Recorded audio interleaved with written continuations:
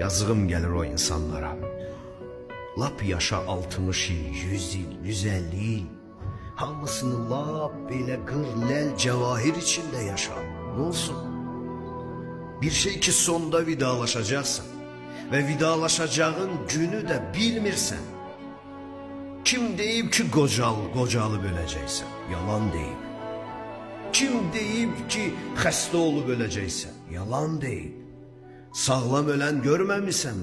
Cavan ölən getmədimi? Bunlar bizə ibrətdir möminlər. Biz bu ibrətləri yığmaq üçün gəlirik bu cümələrə. Boş bihuda vaxt keçirmək üçün yox.